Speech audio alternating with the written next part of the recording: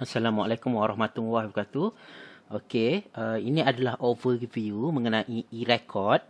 Okey, e-record ni dibuat berdasarkan buku rekod mengajar sebenar negeri Johor. Okey, e-record ni dia mempunyai pelbagai lah. Pertama, dia ada modul. Okey, senang nak buat. Ada modul e-book. Okey, dia ada modul. Lepas tu ada juga panduan video. Contohnya ni panduan untuk admin. Okey, di panduan menggunakan smartphone. Okey, jadi dia lengkap. Kita akan pergi kepada overview sedikit. Okey, pertama e-record tersebut dia menggunakan platform Frog VLE. Okey. Kita menggunakan platform Frog VLE dekat Quick Launch ni lah, Google Drive. Okey, kita akan tengok satu contoh. Okey, Frog VLE ni. Okey, RPH. Okey, saya buka lah. Okey, RPH ni dia menggunakan Google Docs. Okey, nampak Okey, ni salah satu contoh template dia. Okey, ada juga pelbagai lah. Ada maklumat diri. Dia macam buku rekod juga sebenar. Okey. Ada maklumat guru, boleh edit. Jadi ni semua template ni diberi. Okey, ada pekeliling. Okey, e-record ni sebab dia paling dekat dengan guru, jadi dia membantu dari segi kemahiran ICT bagi cikgu. Selain itu dia memberi nilai tambah. Sekolah dia dapat kedudukan Frog VLE yang lebih tinggi lah dari segi kadar login.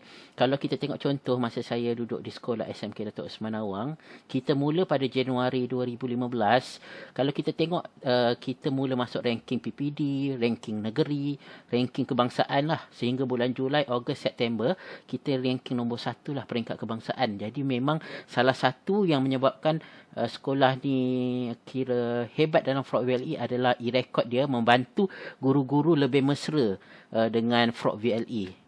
Okey, macam mana pemeriksa dia boleh semak. Okey, pemeriksa dia hanya perlu masuk dalam folder penyemakan yang telah disetting. Dia boleh semak lah mana-mana cikgu dia nak. Apa yang lebih menarik, kita boleh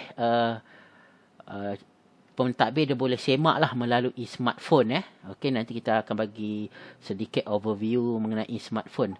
Jadi sekian, terima kasih. E-record menggunakan Google Drive, dia synchronize dengan kita punya laptop dengan komputer. Contohnya saya buka saya punya e-record.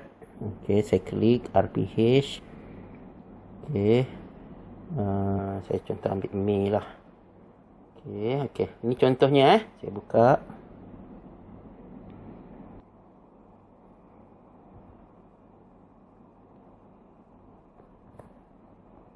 Okey, tunggu sekejap.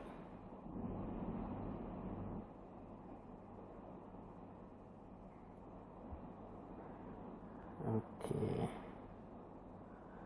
Pastikan kita dah install Google lah, baru kita boleh edit. Okey, jadi ini contohnya. Okey. Okey, jadi ini contohnya. Jadi kalau saya nak edit. Okey.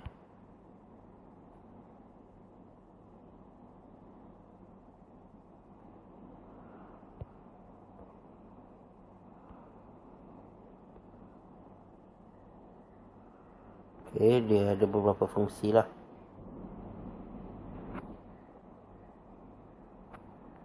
Okey, kita boleh tengok komen. Okey, kalau kita nak tulis, ada perkataan. Tapi pastikan kita install Google Docs dulu lah. Okey.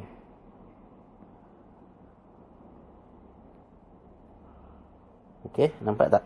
Saya boleh type. Okey, jadi kita boleh tulis lah, tak ada masalah kat sini. Okey, jadi sampai di situ sahaja. Sekian, terima kasih.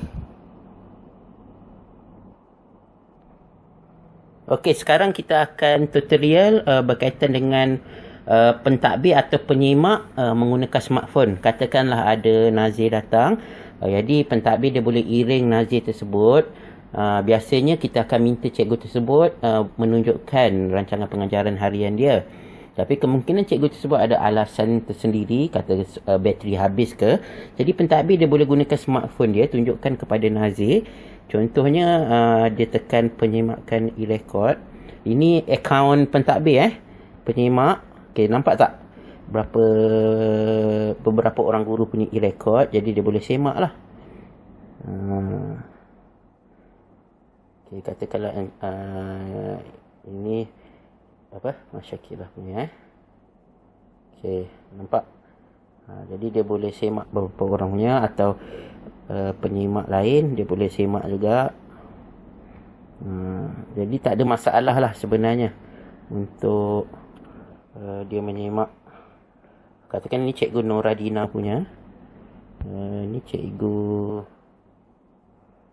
Syuhaini jadi memang tak ada masalah lah untuk membuktikan RPH tersebut dibuat pada bila diminta boleh ditunjukkan serta-merta lah.